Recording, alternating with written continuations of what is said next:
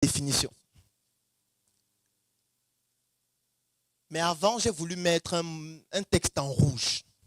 Attention. J'aurais dû mettre des points d'exclamation. 3 points. Dès que vous utilisez l'argent des gens,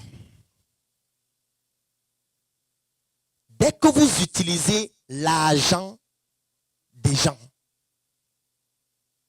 ça peut être une levée de fonds, c'est-à-dire l'argent des gens. Ça peut être un prêt, c'est-à-dire l'argent des gens. Ça peut être une dette que vous avez contractée, c'est-à-dire l'argent des gens. Ça peut être à la tontine. Vous avez bouffé. Quand vous bouffez à la tontine, ce n'est pas votre argent. Hein. Ce n'est pas parce que vous bouffez que c'est votre argent. C'est l'argent des gens qu'on vous a donné, dans lequel il y a votre partie. Mais vous devez rembourser la partie des autres selon la mensualité qu'on a définie. Donc ce n'est pas votre argent, c'est l'argent des gens. À ce moment donné, vous devez vous familiariser avec toutes les définitions que j'ai données avant. Là. Même si ce n'est pas un projet, hein, parce que ça n'a pas besoin d'être un projet. Du moment où vous utilisez l'argent des gens, si vous prenez l'argent des gens et vous achetez un costume, toutes les définitions que je viens de donner là vont s'appliquer sur vous. On ne va pas essayer de savoir si tu as lancé un projet de start-up, si tu vas aller sur la lune, machin, ça n'intéresse plus. Tu as utilisé l'argent des gens.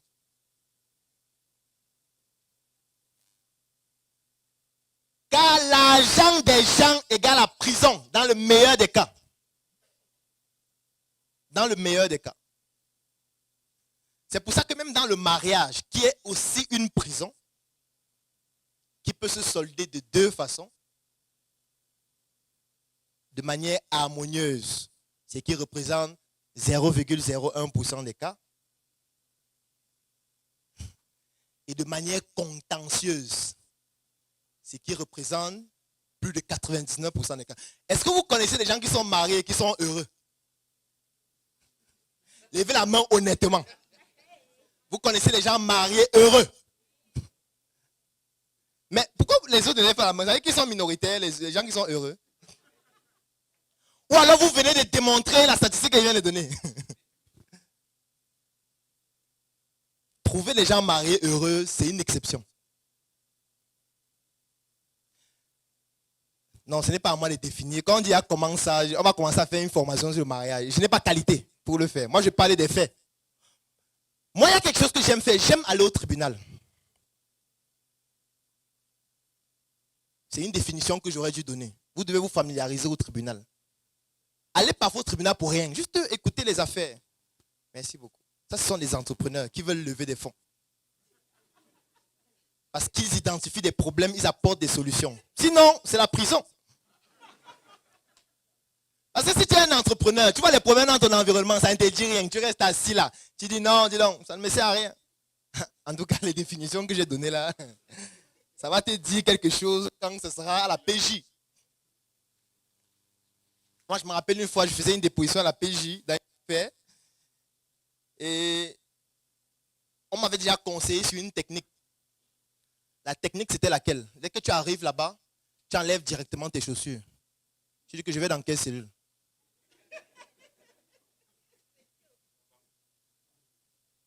Tu paralyses l'adversaire.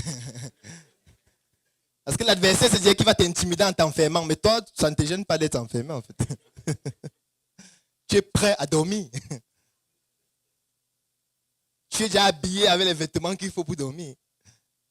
Et du coup, il dit non, non, non, remets les chaussures, remets les chaussures. On va d'abord t'écouter. Tu fais d'abord ta déposition. On va voir après. Il faut aller au tribunal de temps en temps. Il faut aller suivre les procès de temps en temps. Surtout les procès de divorce. C'est amusant de voir des gens qui ont fait 20 ans ensemble, 30 ans ensemble, et qui disent « je ne t'ai jamais aimé ».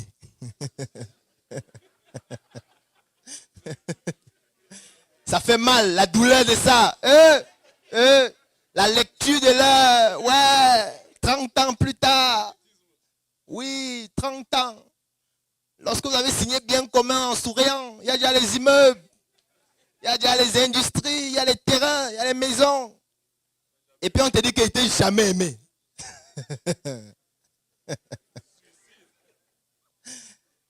C'est tard de repartir voir le maire pour dire que moi aussi, il n'est jamais aimé. Annulons. Non, monsieur. On doit partager les biens. Pas, on ne s'amuse plus. Tu as signé le document à la mairie. Parce que quand on parle de signer, vous croyez que c'est seulement l'argent. Parce que quand tu parles à la mairie, on dit acte de mariage. L'acte là, c'est un acte, non? On a défini ce que c'est qu'un acte tout à l'heure. Et tu as signé.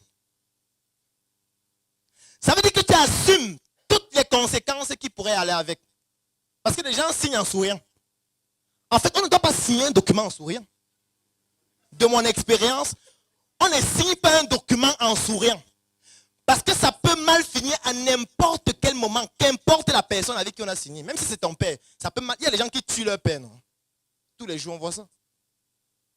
Moi, je me rappelle une fois dans une réunion familiale, il y a un papa qui a beaucoup d'argent, il avait plus de 80 ans, il y avait ses enfants qui étaient à la réunion, qui disait, dès que le père meurt là, l'immeuble qui est à Loncac, c'est pour moi.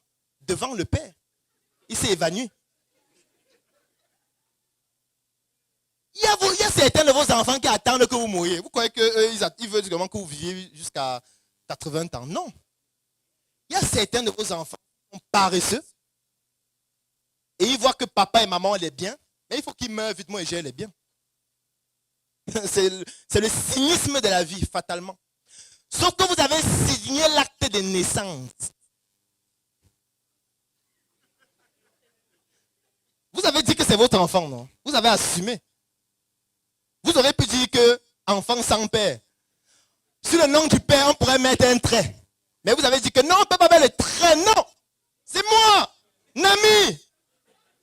On ne peut pas, je ne peux pas faire ça. Vous avez mis votre nom, donc vous assumez aussi qu'il devient un bandit.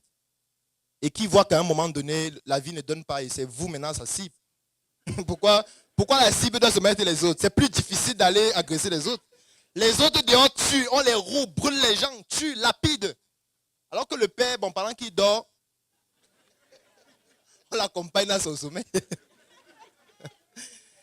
C'est cynique, n'est-ce pas? Oui, c'est comme ça que la vie est. Parce que moi, je vis ça. Et l'avantage que j'ai, c'est que j'ai aussi une casquette de médecin, donc je vois ça à l'hôpital. Je vois ça, chaque jour. Je vois des entrepreneurs perdre tout leur patrimoine à cause d'un mariage, tous les jours. Donc, je suis obligé de dire ça, avant qu'on ne commence à parler d'argent. Parce qu'il y a des gens qui sont venus ici, levez les fonds, on dit tu veux lever combien? 107 millions. Waouh! Aïe, aïe, la prison de ça. Aïe, aïe, aïe. La prison. Ce sera une prison climatisée, mon frère. Parce que toi, tu es allé jusqu'à 100. Peut-être celui de 5, on va l'envoyer seulement en cellule que bon, tu dors 2 mois, le temps que ta famille réunit l'argent, on rembourse. Mais toi, c'est la prison climatisée. Sauf que la clim là, en réalité, c'est la chaleur.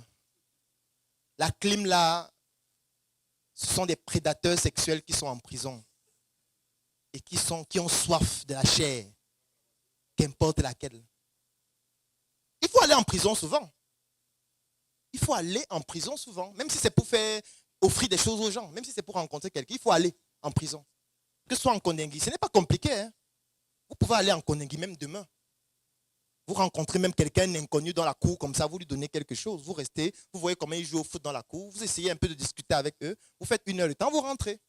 C'est important de vous familiariser à ces milieux-là. Parce qu'on n'a pas besoin d'avoir tort pour s'y retrouver. Vous pouvez avoir raison sur toute la ligne et vous vous retrouvez là-bas. Et ceux qui résistent là-bas sont ceux qui sont prêts mentalement. Ce n'est que eux qui résistent. Parce que je vous ai défini la dépression. Si mentalement vous n'êtes pas préparé, là-bas vous allez craquer. Tout simplement. Et c'est quand vous serez là-bas que vous allez voir l'importance d'aider quelqu'un. D'apporter un soutien à quelqu'un.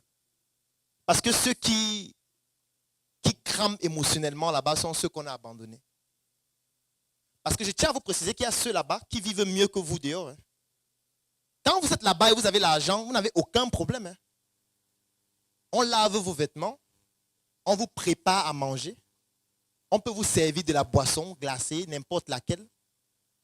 Vous dormez sur le lit normalement, les autres dorment par terre. Vous dormez sur un lit normal. Les gens vous font la manicure, puisqu'il y a aussi des esthéticiennes là-bas. On fait la manicure, on fait la pédicure. On vous masse, il y a des masseurs en prison, professionnels, qui gagnent leur vie en massant les prisonniers. Si vous voulez même un massage avec finition, c'est possible. C'est disponible. Le service est accessible. Il y a des gens qui sont fiers d'être en prison. Est-ce que vous savez qu'il y a des gens, quand on sort de prison, ils refusent de sortir? Ils disent que je n'ai pas fait quoi dehors. Vous voyez qu'ils payent le loyer. Je paye l'eau. Je paye la lumière. Je cherche à manger chaque matin. Non, c'est trop dur. Laissez-moi en prison.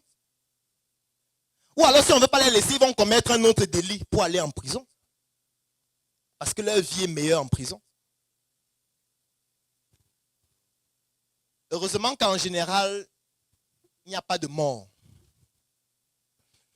Parce que ce qui est bien quand même quand on lève des fonds, c'est que ceux qui vous ont donné leur argent se battent, prient, font des neuvaines de prière pour que vous puissiez vivre le plus longtemps possible. C'est le seul côté positif. Les bénédictions de ça. Aïe, aïe. Parce que si quelqu'un vous a donné 20 millions, lui souhaite que vous puissiez vivre jusqu'à l'échéance du paiement. Au moins. Parce que si tu meurs avant. C'est pour ça que quand vous allez vouloir lever les fonds, il y a des investisseurs qui vont vous dire, mais si tu meurs, ça se passe comment? Oui, c'est vrai qu'on a signé une convention, mais tu peux mourir, non? On fait quoi? Tu dis que non, je ne vais pas mourir. Tu ne vas pas mourir comment? Donc au moins, voilà l'un des rares cas de figure où j'ai vu des gens prier pour que vous puissiez vivre longtemps. Ça au moins, quand vous avez l'argent de quelqu'un, il se bat pour que vous puissiez vivre longtemps. Parce que si vous mourrez, il a perdu. Ou si vous mourrez, ça va être plus difficile de récupérer son argent. Parce que même les procès, ça a un coût. S'il doit faire des procès pour récupérer son argent, ça veut dire qu'il va récupérer son argent moins l'argent des procès. Si vous avez donné 20 millions et les procès ont coûté 5 millions, s'il récupère ces 20 millions, ça fait 20 millions moins 5.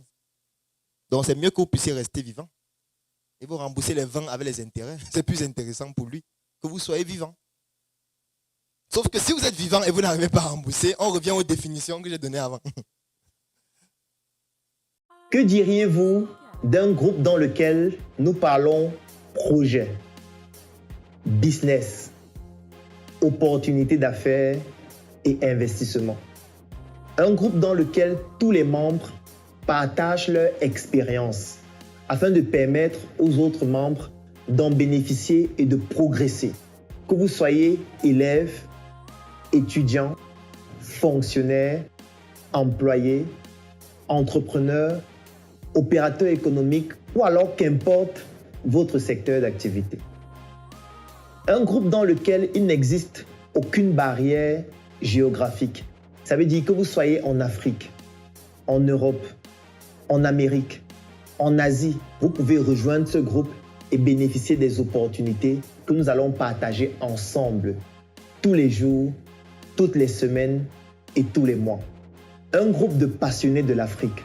Un groupe de personnes qui souhaitent mettre leurs moyens intellectuels, leurs moyens physiques, leurs moyens logistiques, leurs moyens en termes de lobbying et leurs moyens économiques afin de permettre à l'Afrique de briller à travers des Africains qui ont des projets, qui ont des opportunités d'affaires, qui ont des investissements qui doivent se développer par l'apport des Africains qui se retrouvent partout à travers le monde. Un groupe de personnes optimistes sur l'avenir, de personnes qui comprennent que c'est ensemble que nous pouvons bâtir des choses fortes et construire des projets gigantesques qui vont permettre à l'Afrique d'écrire en lettres d'or ces lettres de noblesse sur le plan intellectuel et sur le plan économique dans l'échiquier mondial.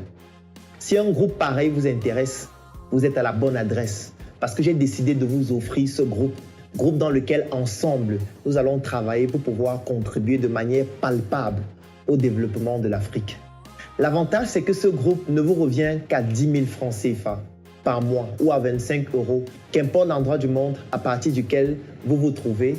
Et pour rejoindre ce groupe, il y a une seule chose à faire.